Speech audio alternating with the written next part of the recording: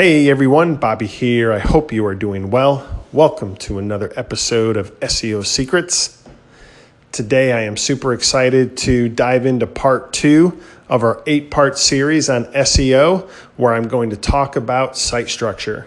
If you missed part 1, go back and listen to that episode. Part 1 was all about keyword research and keyword targeting, but today in part 2, I'm going to talk about site structure.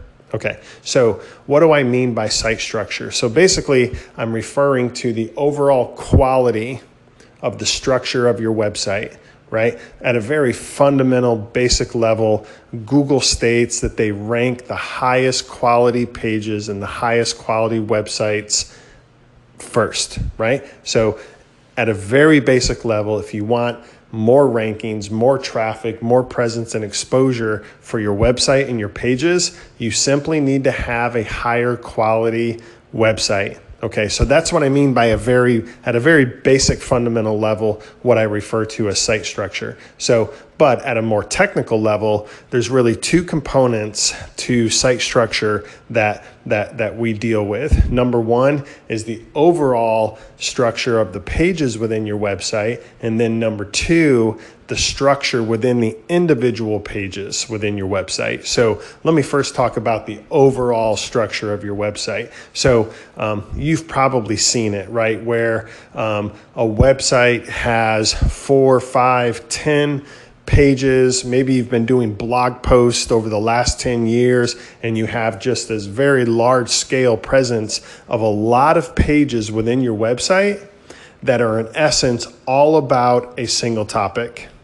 Okay, we work with a lot of personal injury law firms and we see it all the time where let's say it's a personal injury law firm in Atlanta, Georgia, right? The law firm will have 10 or 15 pages within their website that are in essence optimized for personal injury or Atlanta personal injury lawyer, right? Or if it's a dental practice, or if it's an auto repair shop and they've been writing blog posts for the last 10 years, right? They more than likely have a very large scale presence of a lot of pages within their website that are in essence about the same topic, right? So that is what we would, in site structure terms, we would refer to that as a highly fragmented website, okay? And ironically enough, the process that we go through to fix that fragmentation is what we refer to as a defragmentation process, right? So I don't know if any of you remember back when it was like Windows XP or Windows 98, things of that nature. You used to be able to go into the Windows PC and do this defragmenting like function or this defragmenting process, right? It was really cool. It just basically took your hard drive, super fragmented files all over the place, and it basically went through and restructured the entire hard drive with the goal of trying to make it more efficient. Well, that is what I refer to when I talk about site structure at the website as a whole level, right? We go through and we identify fragmented pages or fragmented topics where you have a lot of pages, a lot of thin content, a lot of pages with not very much content, things of that nature. And our goal is to defragment your website, basically shore up, consolidate, get rid of all of these redundant pages, and basically defragment your website down to a very clean, high quality structure. That's what we refer to as site structure at your website as a whole level. Okay.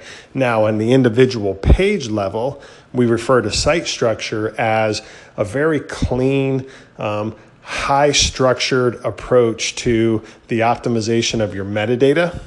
Okay, so like your meta title and your meta description, which are kind of behind the scenes code, also including your image alt tags, right? So depending on what the keyword phrase is or the top tier category phrase is that you're targeting, and go back and listen to part 1 of keyword phrase targeting where I talk a lot about that, but whatever that keyword phrase or category or topic is that you're targeting, making sure that it's implemented in the metadata, the title, description, the image alt tags of kind of the behind the scenes of your pages. But then on the front side, on the on-site component of your page, making sure you're also mentioning those keyword phrases and top tier categories in an on-site H1 title tag, on-site H2 title tags, and you're including variations of that throughout the content of your page. Okay, that's what we refer to as on-site, or the individual page level site structure. Okay, so that's kind of an overview of what we mean by site structure. So number one is identifying fragmentation or redundancies throughout the pages within your website, and going through the process of defragmenting your website by shoring up content from 4 or 5 or 10 other pages to one single most authoritative page. And number two, at the individual page level, going through and making sure that whatever the top tier category or topic is for that page, you're emphasizing that in the title, description, the metadata, but also on the on-site, on the front side of that page, on-site, in the H1 title tag, H2 title tags, and using key phrase variations throughout the content of that site. So that's kind of the overview of site structure.